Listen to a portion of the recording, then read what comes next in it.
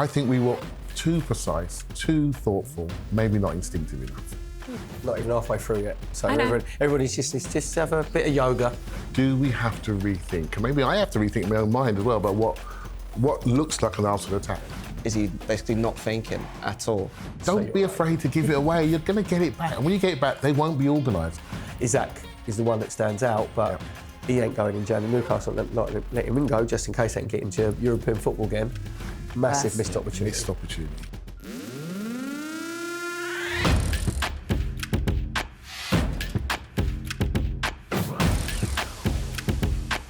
At the beginning of the season, if you'd offered me a 3-point lead over City by mid-December, I'd have bitten your hand off.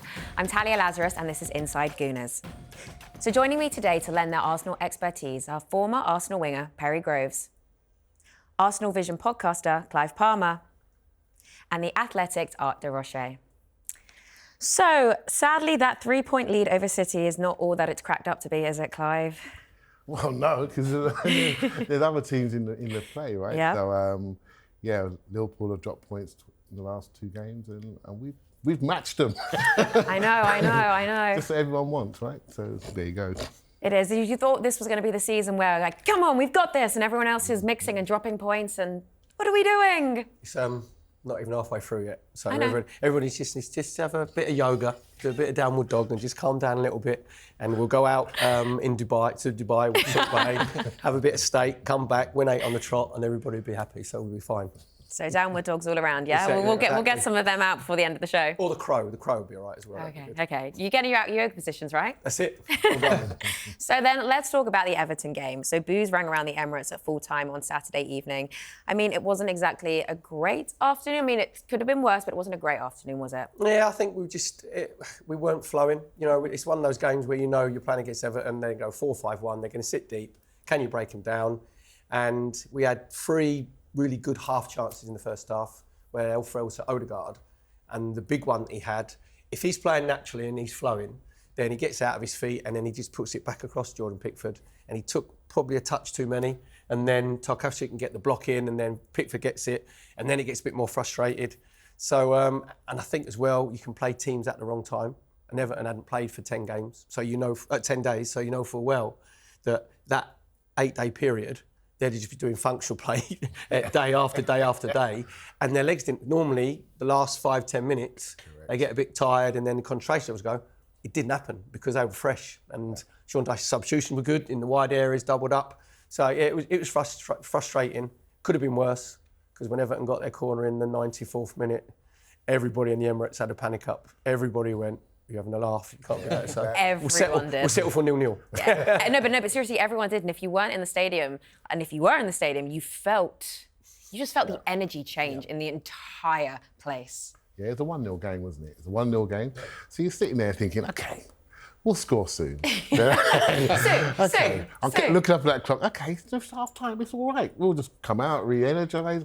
OK, the clock's ticking round, and you're thinking, actually, this is actually not working out, is it? And Perry's actually right. I'm waiting for them to get tired, and I realised then, at that moment, they've been spending 10 days doing attack versus defence drills. Literally, it was so well done by them. You've got to give them credit. They did it really, really well. And the half chances that we had, we were not sharp in those final details.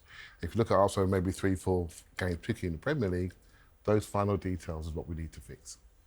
Yeah, I think when you look at Everton as well, what they did really well was use Calvert-Lewin to expertise. I think the way he held the ball up at times, he gave them a platform to just soak everything up, as you guys said. And then when you're looking at Arsenal from their perspective, I think one thing I took away from not just this game, but I think Monaco as well and Fulham, for me, I think the ball has to move a bit quicker. I don't know whether you guys agree, but it just feels like at times they can be a bit stuck, not changing the picture quickly enough. So I think going forward, that's one thing I'm hoping improves a little bit. Whether it will, we'll see. But yeah, that's kind of where I am at with the past week, not just the Everton performance. I think it was what it has, like, it's the 1 and 2 touch movement, but you have to switch play quicker, because when they're doubling up against Bukayo Saka, you know, and to be fair, Mykolenko was very good and Jai was good. On the other side, Ashley Young with Harrison, then you've got to move it a lot quicker. And it's amazing when you say you're at the Emirates and you see the clock ticking down on the big screens, and it gets to 75 minutes, right? Arsenal fans think that 75 minutes is 75 seconds, don't they? And Everton fans think that 75 minutes is 75 hours. It's just a different mindset of, supporters when you're looking at it. And I'd like to see, like, being next winger myself, we never change the wingers over. Saka never goes to the left-hand side. Martinelli never comes to right hand. Just for that 10, 15-minute period, because if you keep coming inside, you're going into their flat back four, you're going into their five. You go on the outside, and then it changes the angle of the centre-halves. The centre-halves have to change their body angle 45 degrees, and they don't know what's behind them. Do you know what I mean? So maybe it just comes a little bit too predictable. You just need to do something out the box. Yeah, just on that, I remember actually the Everton game at the Emirates last day of the season, where I think Martinelli he started the game on the right with Timber behind him, and it just gave a completely different dynamic to the attack. So, like Perry, that's something I'd love to see at some point, just a different idea to cause different problems. It's just really interesting you say that. I mean, I don't disagree, but I sort of left the game thinking, I can explain the substitutions away in my mind. We know that Rice isn't fit. We know that Odegaard had a bit of a flat day. And we know that Miles Lewis-Skelly could probably last an hour, so we need to change that around. When I got into the pub, lots of people were saying just what you said. Why don't we change the wingers around? Why don't we keep this player on? And I think it's a sort of game that we have lots of tactical solutions based on the actual result that we didn't quite get. And I think maybe we're seeing many different options, maybe to think about our predictability. Maybe, because we're so used to seeing it, but so's everyone else now. They've analysed us, they know what we're going to do, they know where we're going to go.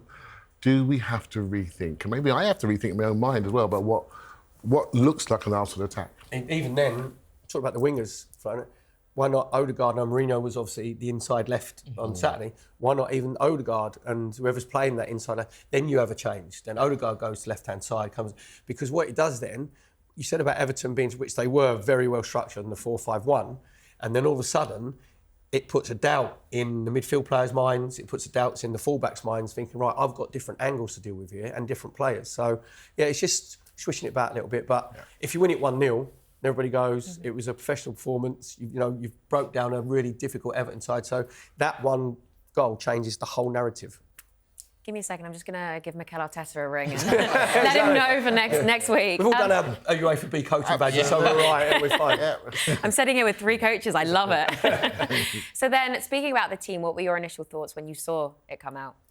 For me, I thought it was probably one of the best lineups of the season. That was just my initial reaction. It seemed like after Monaco, you really needed to give Miles Lewis-Skelly another start because he has the momentum. And I thought in that first half, he was the one that actually brought a spark to Arsenal's attacks. Really interested to see that midfield start again. That trio of Odegaard, Rice and Merino, I think we're all looking to see a bit more from Merino in terms of what does he actually offer to Arsenal's midfield? Not that he's not offering anything, but what is his role in particular? And I think seeing those parts in, I was quite intrigued to see how that would all kind of pan out.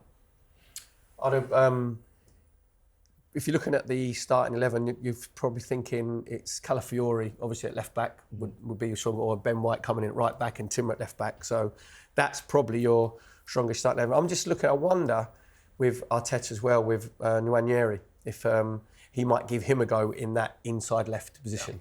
Because again, when teams sit deep, I think with Mourinho, I think he's better. He'll be better away from home. When there's the game's more expanded, he's very physical, very strong. He's got that left-sided bit of balance with him, and he holds the ball very well. But you're at home, you need to be good in those tight areas. So I know we talk about it, later on the Crystal Palace game that's coming up, but I wouldn't be surprised if Nwaneri gets his little chance in that inside left position. Yeah, I've been figuring this one, Perry. that midfield three. I think it's quite interesting what we do. I know you commentated the game at the weekend. We sort of move Mourinho and Odegaard quite wide, and we build up in wide areas, right? Obviously, while we do that, lose its entry, then you're going to get killed. So a lot of coaches now, I use this phrase, globalisation of coaching. Everyone's trying to either go outside right to the edge or go over and second balls. So we go outside there, but I think Mourinho now, I think his main skill for me is how he arrives in the box. He can manipulate the ball, but we need that box presence. And I think if he's too far here, can he get here in the middle? Do you see what I mean? When we do get to Saka and then we do try to deliver I'm not sure yet if we're getting quite enough from him. This is just one game where they blocked the centre really well. But I would have loved to see him hit the box a bit more, because I think he's really good in there, you know, really good. But it's what we're doing at the moment. We are doing that, going around everyone. We're being forced to play outside the shape, go around the outside. It's that secondary movement. I don't think we're quite aggressive enough around the top edge of the box. But then what, as well as you said about if he's going to be the second or third player arriving in the box, if you've got like Saka coming from wide and you've got Havertz and him, you have to get crosses in. And what happens is, because we're coming inside, then the angle's completely different. So if you're going on the outside, then he can get himself on the far post and come in the blind side of the centre halves, or, you know, the full back on the far post. So it's all, what it is all these little, it's just, I think Saturday was just a little bit clunky. It just wasn't the free flowing when we're at our peak. But I'd say I look at our team, and starting from the Inter Milan game, there's a calm assurance about our players at the moment. I don't see, you know, the players panicking on the pitch. The crowd went a little bit, I must admit, it went a little bit quiet after probably about 25, 30 minutes in the first half, you know, where you think, well, come on then, you know, you can get inspiration off the pitch, but you need to get the crowds, because I think there was an expectation at the Emirates against Everton, like, oh, we're not going to sit back, but in the end, we're going to end up winning. You know what I mean? And then it's like, no, come on, everybody needs to be galvanised, and you need sometimes the 57,000 Arsenal fans to go, right, and have that raw. You see Odegaard sometimes give it, you know, come, let's go. So it just got that little bit flat, you know, at just different times. So I think it's about everybody galvanising each other. Yeah, just on what you said in terms of it not being free flowing, I remember in the summer when Arsenal went to Marbella, so they did a pre-season trip there, and they put up Martin Odegaard to speak, and I asked him a question about when he's at his best, is he basically not thinking at all? And he said pretty much, yeah, we have all our kind of tactics which we know like second nature, but for him, he's at his best when he isn't thinking too much. And for me, I don't know if you guys agree, I feel, especially with that shot, the one against Monaco as well that he dragged, I think maybe too much is going on up there in those moments where you need to be just clinical. Well, that's what a flow state is, isn't it? Yes, I think with Odegaard as well, when you've been out injured for a period of time and you come in, let's say like the Chelsea game where everyone went, oh, he don't look like he's been away. It's your adrenaline, you know, adrenaline of the buzz of the game in there, and it's probably the first 2 games that your adrenaline gets you through. Then you have a bit of a drop, and that's when you might start feeling your legs might ache a little bit, or you might not think that you're as sharp as what you have, and that's what happens. I think you'll see him then kick on again.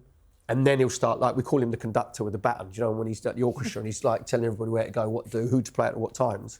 That's when he'll start flowing, and I'd say he'll just play free. And then he's at his best when, especially his finishing, when he gets a touch and then he shoots. Where he's on Saturday, he took that like maybe one, and it's there. You're talking, it's very, very like fine details. You know what I mean? And then once they click, then everything will be all right. But we've seen that with him, especially last season as well. Sometimes when he thinks too much and he takes that extra step too many, you know it's probably not going to go in. And you're right, when it just flows, that's when you see him really performing at his finest. Yeah, and I think last season, when you go back to this time, I think it was the game against Brighton just before Christmas. And to me, it was like, wow, I opened my eyes, because I was like, that's how you want to play football.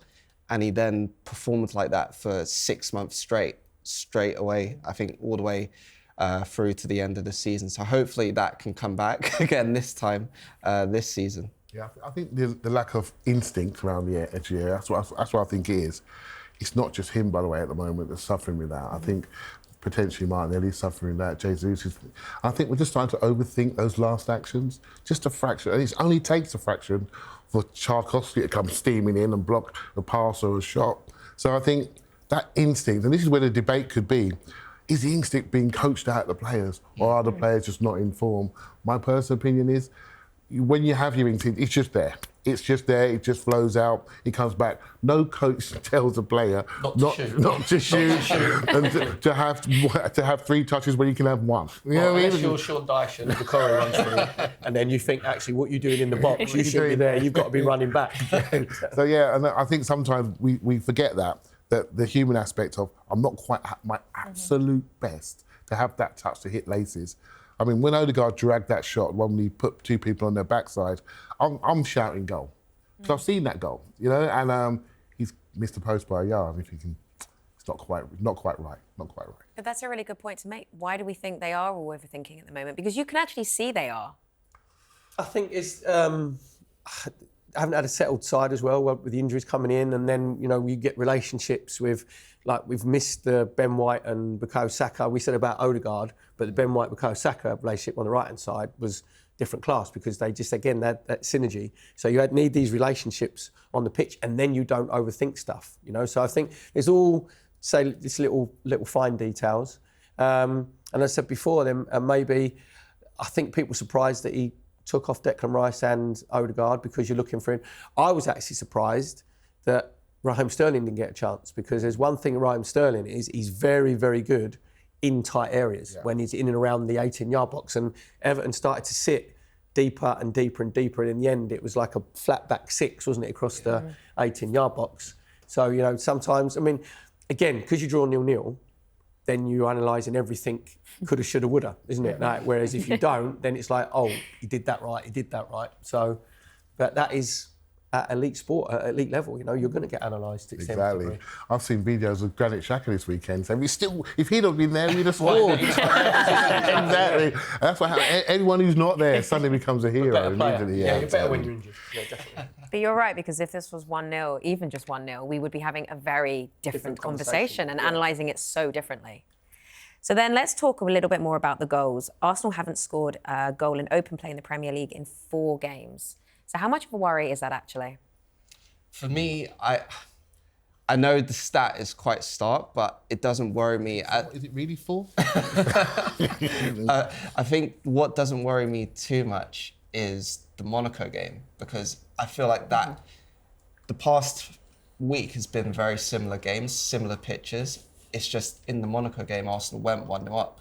That's the difference, I think. So they are still able to generate chances, half chances against Everton from open play. It's just when, I guess, everyone has that expectation as well.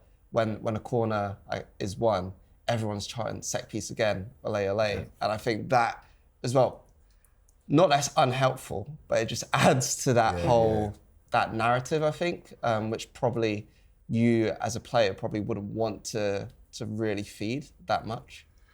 Yeah, for me, I have lost a bit of confidence in our finishing, if I'm honest with you. When Odegaard was running... Say that? Well, don't say it. You've got to say what you see, right? So when Odegaard was running through, it's not really an Odegaard chance against Monaco, for example, and he's one-on-one, I'm hoping he'd score. I'm starting to hope rather than expect.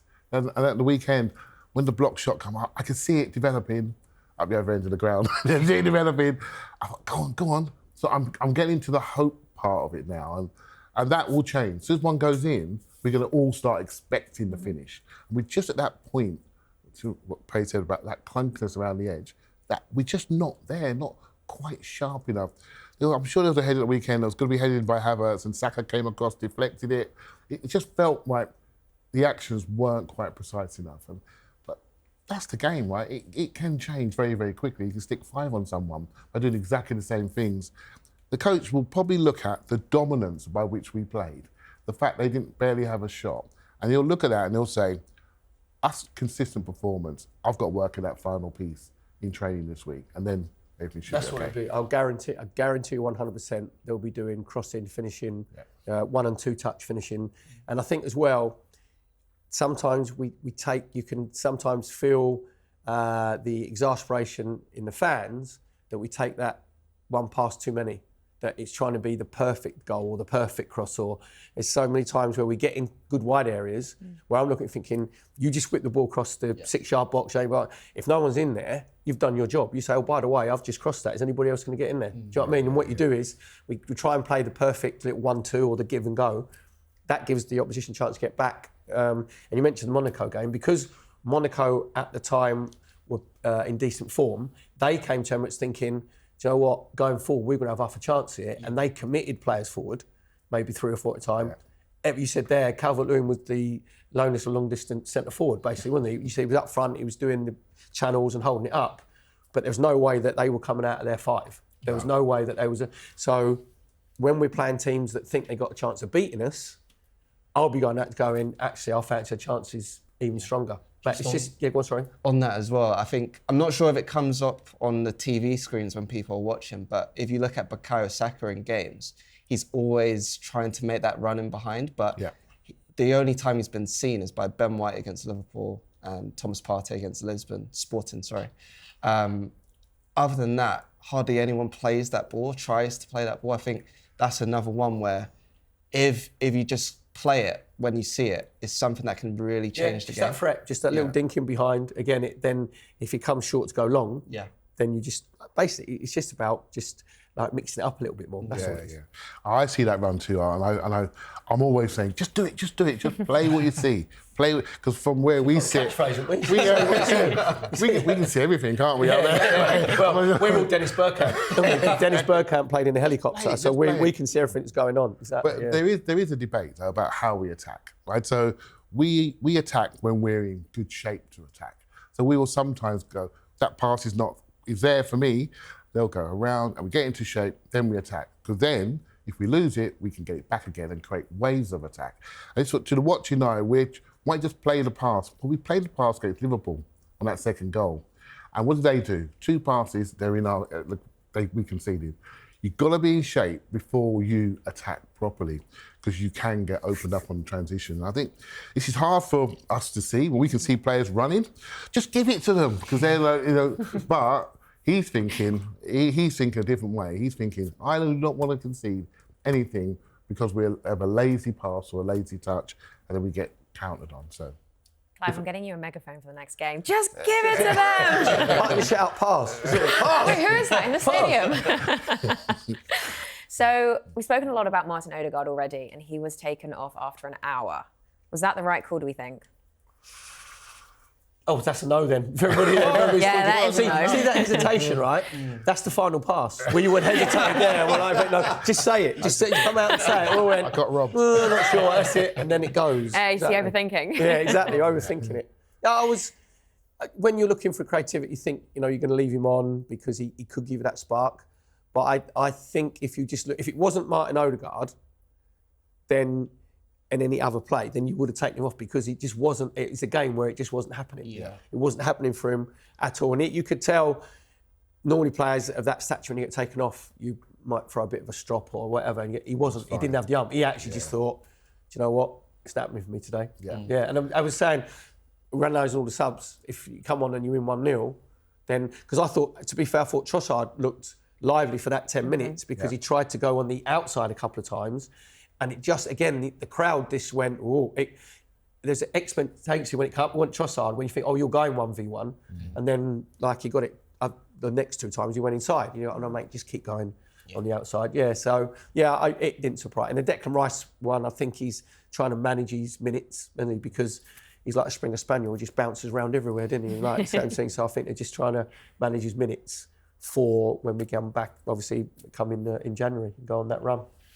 Yeah, I wasn't shocked when Odegaard came off, and I just thought it was natural because he wasn't there. As Perry said, was not there.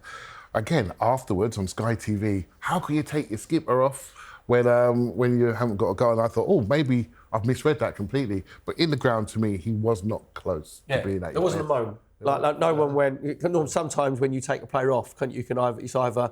Right, round of applause, get him off because he's not been great, or it's we take him. It wasn't. It was just okay, he's coming off. Yeah, it was an off day. I think maybe the stature of the player in the moment, I was a bit like, oh, but when you see, okay, it's Ethan Nwaneri coming on, you're like, okay, I get it. I think Ethan Nwaneri is someone who plays on instinct all the time. I remember the Leicester game where he came on, it was 2-2.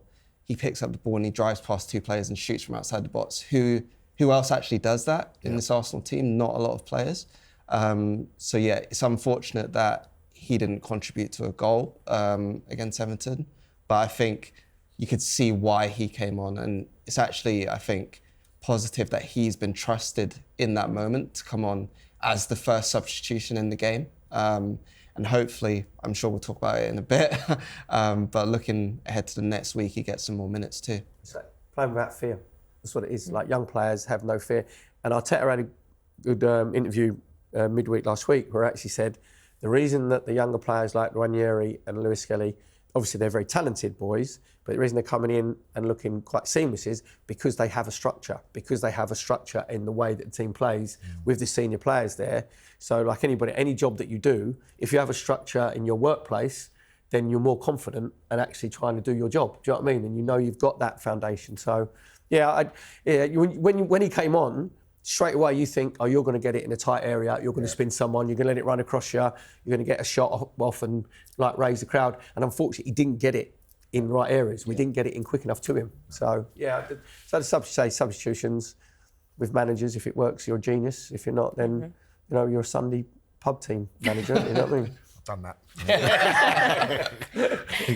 So then let's move on to Martinelli. Fans are continuingly frustrated by him. Do we think that we need to see more than 5 Premier League goal contributions at this stage of the season? I think the thing with Martin, which I love Martinelli because he gives you everything every game, right? There's no question about his attitude and but again, it's just varying up where you just say, go on, stop, just coming inside. Because what he does is he has the run 1v1, then he checks, then he takes another touch, then he comes inside. They can get themselves all set. So it would just be, all I would say be saying to is, just get yourself on the outside. Just go on the outside. It doesn't matter when you're getting your left foot crossed, because it's not his strongest side. But if you get a block, you might get a corner. If you get a block, it goes off.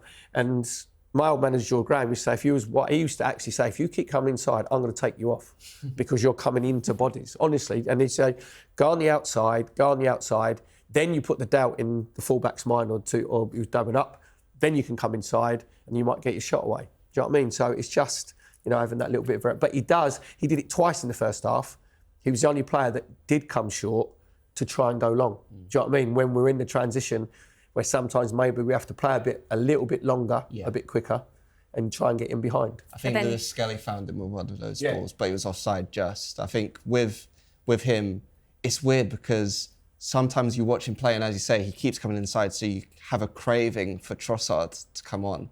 But then when Trossard's on, you kind of almost have a craving for Martinelli. So you can't really win. It's really weird at the minute. But I think when you're looking at Martinelli, he's someone who is at his best when he's playing on instinct, when he has space. And for me, I'm looking at these games and thinking, especially after Mikel Arteta spoke well about Kieran Tierney on Tuesday, why is Tierney not getting a chance to overlap, give him an extra body to carry maybe an Ashley Young or another right back away from that space and just open it up a bit more? That's what's really on my mind at the minute. I think Samuel Nelson's got more chance of playing and starting than what Kieran Tierney has, even now. It's just one of those players. He's been very positive about him in training. He's saying his attitude, obviously top professional, attitude's brilliant.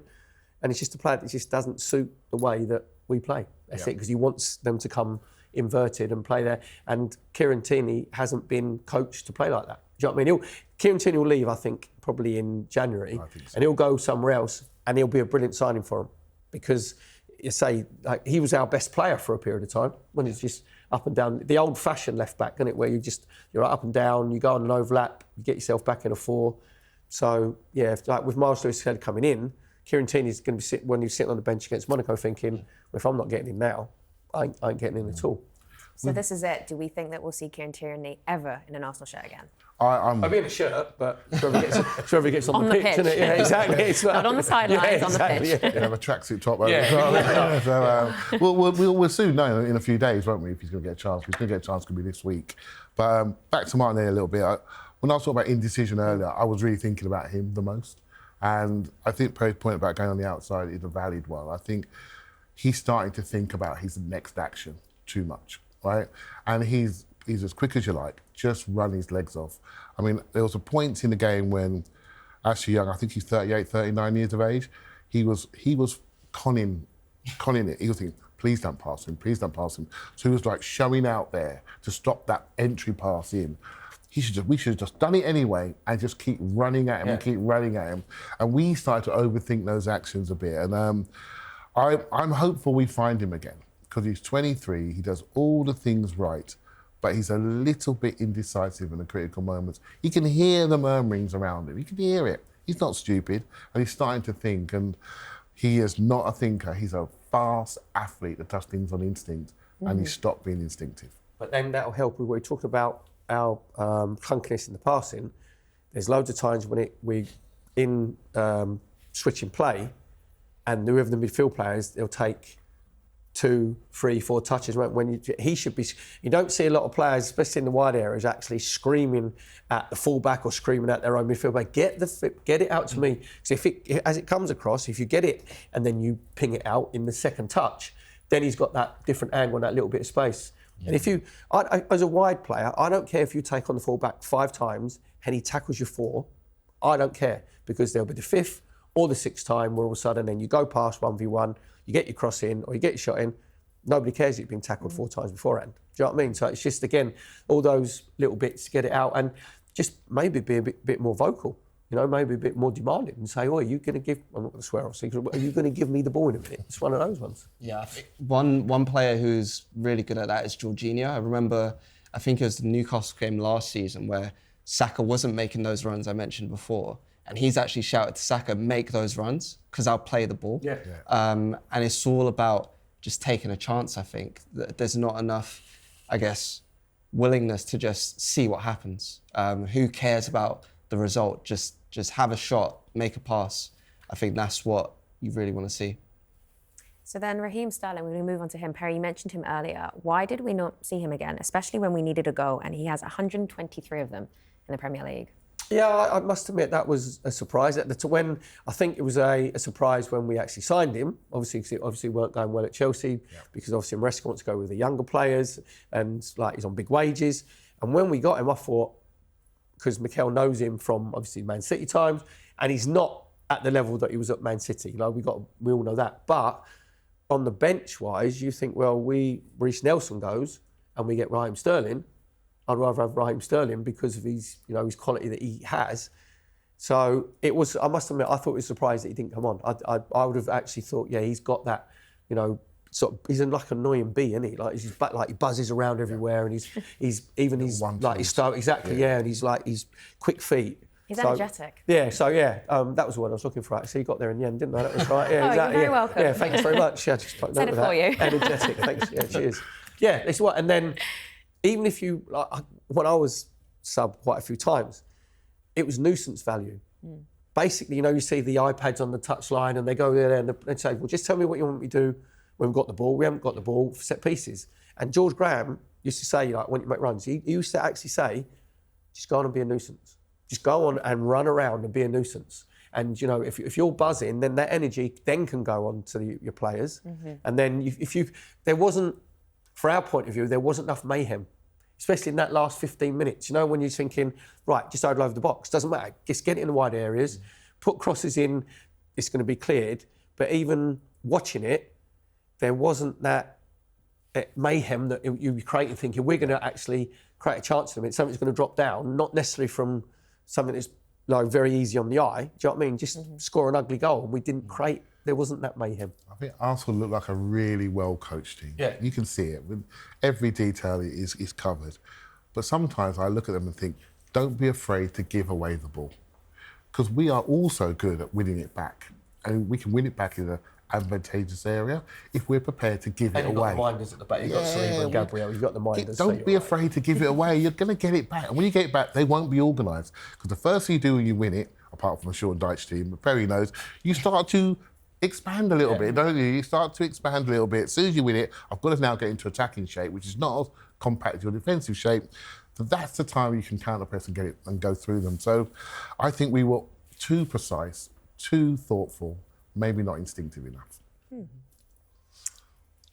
I feel like you wanted to say something. No, you were like hesitating. I must admit, when he made the substitutions and he left Jesus and Havertz on, when you think, right, we're going to go like 4-2-4, then we're going to have the two set. But then what happened was Jesus stayed up front, and then Havertz then came into the 10 and dropped a little bit deeper, where I was actually thinking... stay up front? well, you know what I mean? But he was the main centre forward, and Havertz coming, and I was thinking, actually, no, go and play side by side. Do you know what I mean? And then, but as I say, maybe it is a bit too, and we're probably being a bit basic, but Jordan Pickford didn't, not I can remember, he didn't really have save to make in that last 15 minutes. He made a brilliant one, obviously, from Bukayo Saka's volley, which down like a big left hand just to get it. But other than that, we didn't put him and their back 5, back 6, whatever it was, under enough pressure. Do you know what I mean? There wasn't that, so that complete carnage that sometimes you've got to cause. Organised chaos in a way. And I think when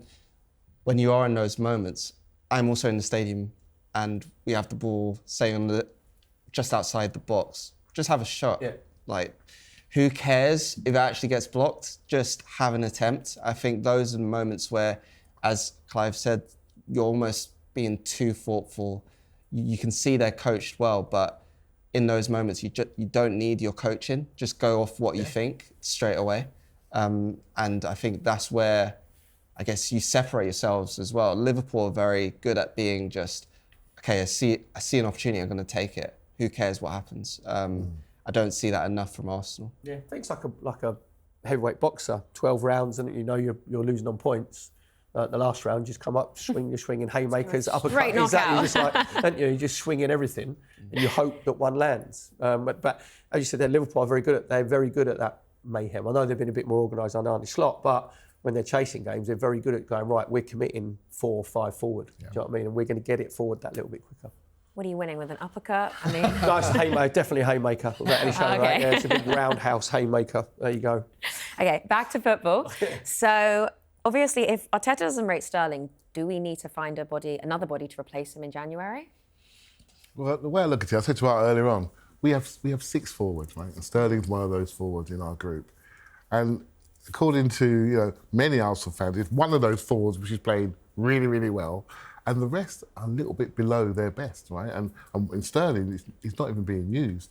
So you look at that attacking group, and we have to refine a few to start giving some proper output.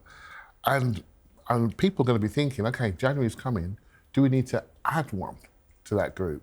And it's a debate, and sometimes a new energy coming in makes you look at yourself differently, look at your role differently, and maybe bring some of that instinct back. I think it's a debate, I would like to see it.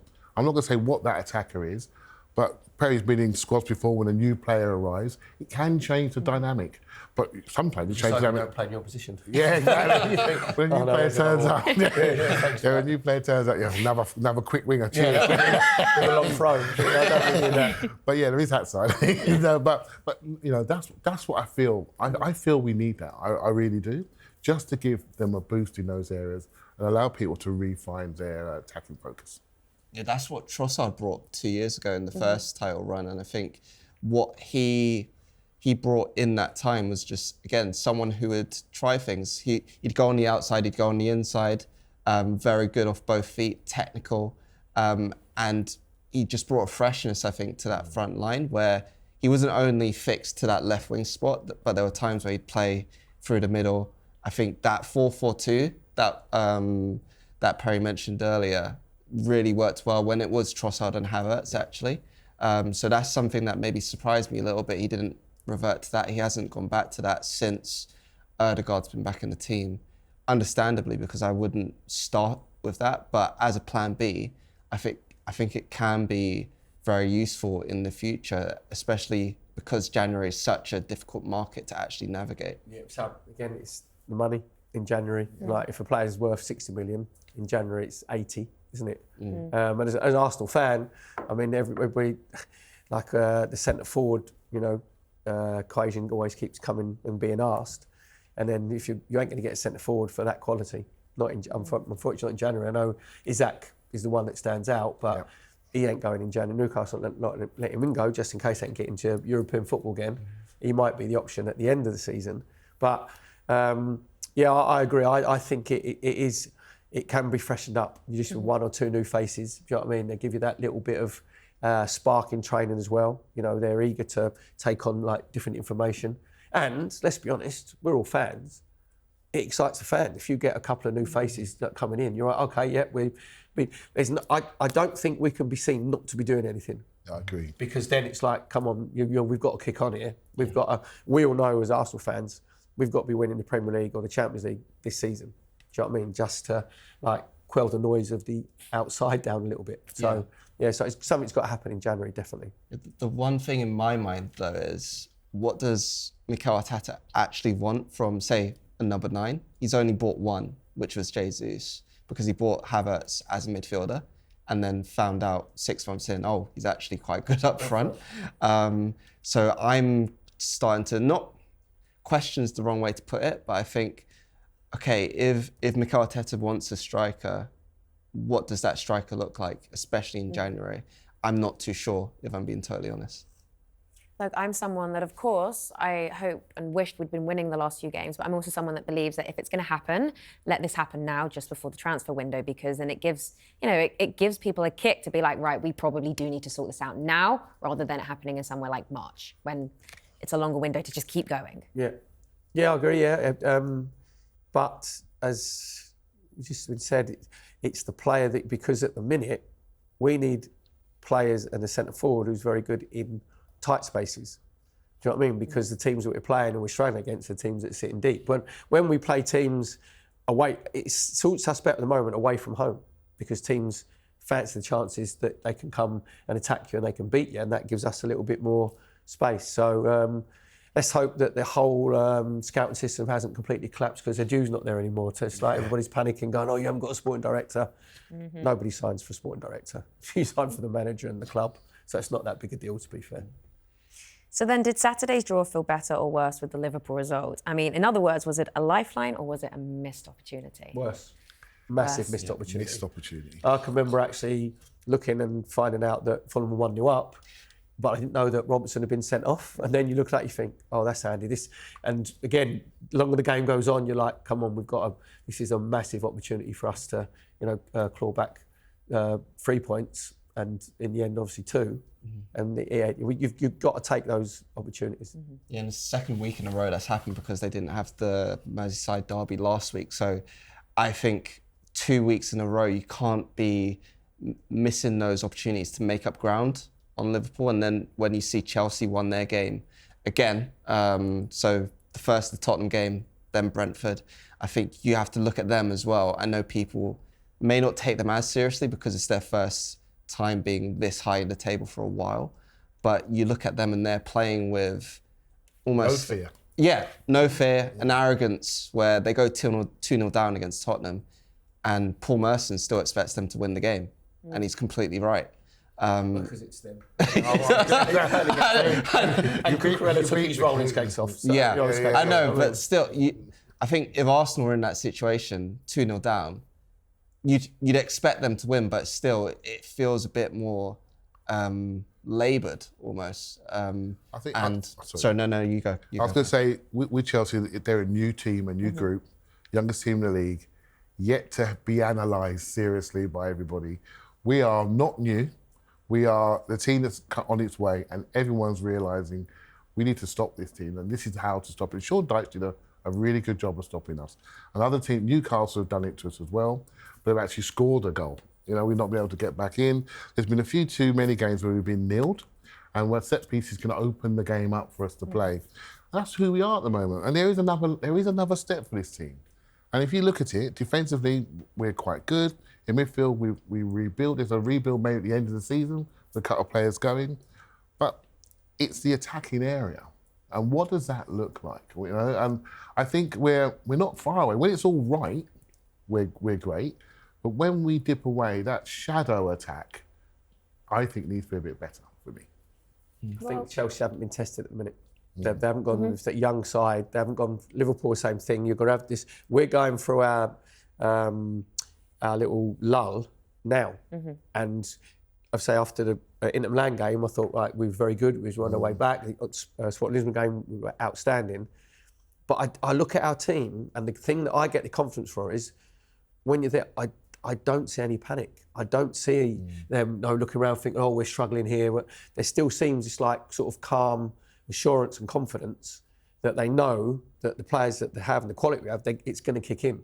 And with Chelsea, they're going to have periods in games where they're not in control because they're a young side. They're not going to know how to get themselves out of that, or they're going to win one, draw one, and then it's if they can get their confidence back again. If you look at Maresca, he's done brilliant because it's easier being a headmaster in a primary school than what is a headmaster in a senior school. because all these young players actually will do exactly what he wants when he wants, and that's happening at the moment. And they're all in at the same time. They're all in good form. So younger players very rarely have the whole season where you're like, they're all 7s and 8s at the moment. Do you know what I mean? They haven't had that little drop. We got to make sure that we're in that position to strike, and that when drawing against Everton at home, we've got to be perfectly honest. Yeah. That's 2 points dropped, and without any shadow of a doubt.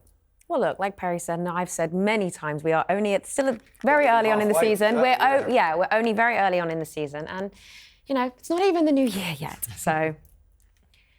So we play Crystal Palace twice in the next 4 days, and joining us now to preview those 2 games are Crystal Palace fan Ollie Thomas. Hi, Ollie. Hi guys. How's it going?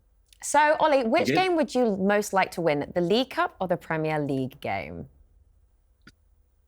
Well, it's got to be the League Cup, I think. Like, considering we've never won a major trophy, obviously there are 38 league games in a season, whereas the League Cup and FA Cup is the only shot we have at winning a trophy every year. And I think we've got a bit of League Cup fever, which is quite rare. So I'm enjoying that right now. So I would go for that one. We've got some good momentum in the league, so it'd be nice to carry that on. But if I had to pick one, it would definitely be the League Cup, I think. Okay, nicely put. So what can we expect from Palace on Wednesday then? I think, well, a team full of confidence and that's kind of found some rhythm. We started the season quite badly. Bit of disjointed pre-season. We're missing some key players at the start of the year, and everything was kind of gelling not very well. Whereas now we've found some momentum. I think we've only lost one of our last 9, and I think we'll attack Arsenal as well. I know like a lot of teams have come to the Emirates and really sat in and made life difficult, which probably is better for Arsenal if we're more aggressive. But I think we'll put out a full strength team and we'll go for the win. That's one of the good things about our manager, is that rather than putting out second string teams in cup competitions when realistically all we're going to probably achieve is mid-table in the Premier League, we're attacking the cups and going there to win. I think you'll see a team that's willing to take the game to Arsenal rather than kind of being overly negative or treating it as a formality and putting out a second string team. It will be a competitive game, I think. So, Perry, what kind of team do you think we're going to be putting out? I was hoping that we wouldn't see Saka. I hope we wouldn't see Gabriel. I hope we won't see Odegaard. But the rumour is that we're going to go pretty strong, because I think Arteta wants to win the League Cup. And I was just going to ask Ollie, we know you're going to go 3-4-2-1. Everybody knows that's how you play. Your run started in the League Cup against Aston Villa away when you beat them 2-1. I was actually in the league game when you drew 2-2. And I thought you was outstanding. And it surprised me the aggression that you played with, because especially from even the 3 centre-halves, all the way through the team, from Lacroix into Will Hughes to Mateta up front, you actually got about Aston Villa. And you said there, I think you're going to go for it. I think you're going to make it physical. Yeah, definitely. That was basically what was missing at the start of the season. Was it wasn't necessarily a personnel thing. We had a lot of the same players playing that we do now, but it was also just a mindset. We weren't being as aggressive as we had been last season as well. That's what really was the kind of bedrock of our form at the end of last season. And this one is just being super aggressive. And I think that comes from the back 3. I think we've now got 3 aggressive and mobile defenders in Chalobah, Lacroix and Guéhi. And because we feel kind of comfortable pushing up with them, the rest of the team feels empowered to push up too. Yeah, I think Lacroix has also been the one that's really stepped on the last couple of months. I think he may have got your Player of the Month 2 months in a row, I believe. And I had a good look at him against Brighton. I thought, oh dear, he looks quite good. And all of a sudden, Palace have found their full flow, found their confidence, and you look really quick. I mean, how did you enjoy that game against Brighton yesterday, Ollie? Yeah, it was brilliant. I mean, that was my 4th time going to the Amex, and I hadn't seen us win yet. So it was really nice, very satisfying. I think, it's kind of similar to what I was saying about the Arsenal game. It wasn't just the fact we won, and quite convincingly, it was the fact that we took the game to Brighton and we didn't sit in, we didn't try and, just defend deep and hit them on the break. We were pressing high, as were they. And yeah, Lacroix he's been absolutely brilliant. I think when we lost Anderson to Fulham, there were quite a few eyebrows raised by neutrals, kind of going, that seemed a bit weird. I think some people thought he was better than Guéhi. He was very important to us last year. But Lacroix has just been an absolute revelation. You mentioned his pace there. I've never seen a defender have that kind of recovery pace. And for Palace anyway, you think of the quick centre-backs in the league and the ones that are so physically dominant. I've seen some Palace fans say he's like a slightly worse version of Saliba in the fact that you just back him in any duel to win the ball against centre-back. And a lot of the times now, wingers and strikers are actually shirking the duel. They're just not even bothering, basically, to go in with him, which to have a defender with that kind of dominance is a real novelty for us. And I'm very much enjoying it. Ollie, with 4 Arsenal fans sitting here, how big is this game for us on Wednesday? Yeah, well, you mentioned then about how you think Arsenal will be strong. I agree. Like, I don't necessarily think it's fair, but obviously a lot of people say Arteta needs to win something. In my opinion, winning the League Cup doesn't actually mean anything really. Like in terms of, I'd say like coming second or third, or obviously winning the Prem is way more impressive than winning the League Cup. But I think in terms of just kind of getting that monkey off Arteta's back and showing that he can win silverware is really important. But equally, you know what rival fans can be like. I'm sure that if Arsenal do win the League Cup, it won't count into Mickey Mouse Cup, etc. But yeah, I'd be really surprised if Arsenal didn't go pretty strong because, it's just winning these games and knocking teams out like Palace. It may seem like a formality for a lot of big teams, but if you lose them, then all of a sudden pressure's on. And I think that silverware thing is a big deal for Arteta. So I'm anticipating 2 full-strength teams. It should be a good game as well. I think it'd be good to watch both teams up for it, and important for both teams to get through to the semi-final. Rival fans? What are rival fans? We love rival fans. So, Art, the same question to you then. What do you think? Yeah, I think when you're looking at Arteta's time at Arsenal, the really big thing that kicked it off was that FA Cup win in 2020. I think it really gave him a lot of credit in the bank, and a month later, his role changed from head coach to manager. So I think when you're looking at now, when you're wanting to kick on, maybe we talk about the new year, what that can bring, you can maybe get a bit more momentum in those spring months if you do put in a run in the Carabao Cup, maybe lift silverware as well at Wembley. I think it could be a really good, incentivizer for them, especially if in the Champions League they're looking probable to get the top 8 spots. So they may not have extra fixtures in that competition. So this could, keep players honest in a way, which I think is a really good, as I said, incentive for those guys to really attack not just Crystal Palace, but even the FA Cup games that come up in January as well. And then Clive, 5:30 Saturday, under the lights at Selhurst Park.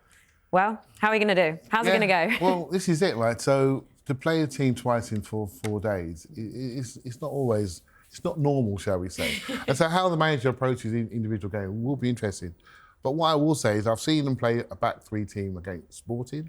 I thought we looked really good there. Against Manchester United, I thought we dominated them as well, another back 3 team. And Palace, against a system that we know what to do. We put our wingers on the outside, their centre-backs, and say to you, come back here into a 5, let's see if we can play from here. We'll dominate those areas. I think Palace are quicker and more aggressive to go forward. So that'll be something we have to watch for. But yeah, to do the 2 games, and let's be honest, right? This is a big week for Arsenal, and we're playing the same 2 wins. Happy Christmas, right? So 2 defeats. No one's getting no presents in my house. The other thing what Ollie said there, obviously about the League Cup, you know what the narrative would be for Arsenal fans. If we go out in the League Cup, it would be, all right, it was only the League Cup. Now we can concentrate on the Premier League and the Champions League. If you win the League Cup in February, then that gives you that momentum. Exactly, I'm old school, it's a massive trophy. But I just want to ask Ollie about Will Hughes, because obviously I want more ginger representation in different teams. And I think that he gives you, in that centre midfield area, now whether he's playing with Decore or it's Lerma, he plays in black boots, which I love as well, so it's a bit of a throwback. But he gives you the balance of the left footer, but he's very aggressive, and his passing is very underestimated, because you have to go into whoever's playing in the 2-10s, you have to go into Mateta, and I think he gives you that structure and that bit of creativity. Yeah, he's been absolutely brilliant. And he was brilliant last year, or last season, alongside Wharton. Obviously, Wharton got a lot of the credit, rightly so. He was fantastic. But Hughes was just as impressive for the last few months of the year. And I think, obviously, he started at Derby as a more creative central midfielder, playing a bit further forward than he does now. But he's added that aggression, as you said, to his game. And he's a really strong tackler now as well. And he can just do everything. He's such a bedrock for the team. The passing, you said, is really good. He's his performance against Man City was one of the best midfield performances I've ever seen a Palace player put in. Like, he's just so consistent, and we really miss him when he doesn't play. And I think we've had no Wharton for a month or two now, and we've honestly not missed him that much because Hughes can offer so much in that role. And I think from an outside perspective, he's very, very underrated. We signed him for like £8 million, I think, a few years ago, and he's played a lot of games for us and been, asked to do a lot of different roles and done them all very well. So he's becoming a real cult hero at Palace. I think he's a likable player to watch. And then Ollie, lastly, how are you feeling for Saturday's game?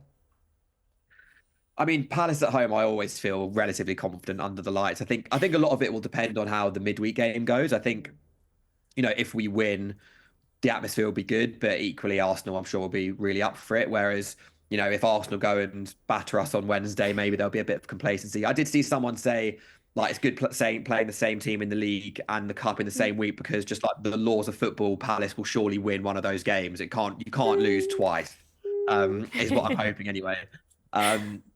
But no, it'll be good. It'll be a really good atmosphere. I think, after beating Brighton, the vibes are always going to be high. So I think we'll be well up for it. There's a bit of a thing, isn't it? Sell us under the lights, and Palace fans know that too. So it should be a good one. It's James Bond film, isn't it? You can't only lose twice. Is it James Bond film somewhere in there? Just throw a little reference in. maybe not. Who knows? I don't. So thank you so much, Ollie. I want to say good luck, but it's really hard to say good luck for the next 2 games. So kind of good luck. Ish, yeah. Good luck. We hope you get hammered. We don't wish you good luck at all. But have a nice Christmas, though. Have a nice Christmas. Have a nice Christmas. So then, guys, just quickly, what is more important, the 3 points on Saturday or progress to the semi-finals on Wednesday? 3 points Saturday. Yeah. Is that the consensus? 3 points. Yeah, 3 absolutely. points. It's really important. We've dropped too many recently, so we got to make it on Saturday. Got to. Yeah. How do you think it's going to go, personally? Well, Ollie's right. Crystal Palace, Brentford away. Oh, funny that. We've got them coming up. So yeah, these are the challenging games for London clubs, right? They enjoy Arsenal coming to these grounds. They enjoy it. They look forward to it. We're a scalp to them. So we have to be ultra aggressive in our duels, make sure that we dominate them, which we have a team to do that. But I'm not going to sit here and say to you that I enjoy going to those grounds, because I don't. I think they're really challenging. Really? Yeah. Oh, I think so. I think as a player, going to Selhurst Park, like, when they've got their ultras going and that ground is buzzing, that's where you want to go and play. And they will fancy their chances. They will commit players forward, especially Mitchell on the right-hand side, Munoz on the left-hand side, Munoz on the right. They will commit their wingers, their wide players forward, so that gives us a bit more space to play in, and it will be physical. So I must admit, I'd rather play them away from home in the league than what we'll do at home, because I think they've got more of a chance. Yeah, the one thing about Selhurst Park, the GTEC Brentford as well, I think in the last couple of seasons, Arsenal have actually done really well to quiet the crowd in those games. So early on, rather than feeding into the emotion, they'll just keep the ball for about 5-10 minutes, if they can. And it'll just shut the place up. And I think that's when they can start then playing their football and being a bit more confident in what they're doing, rather than going gung-ho straight away and then the home crowd all up for it anyway.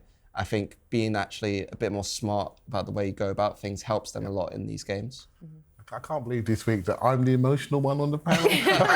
Normally I'm the calmest one. I'm thinking, you lot are calming me down, right? So I'm expecting wins all round. Right? So. I can see your face is glowing. So we've got this, guys. We've got this. We've got this. Well, that's all we've got time for this week. A huge thanks to Perry Groves, Clive Palmer and Art de Roché. We'll see you next week. And remember, trust the process.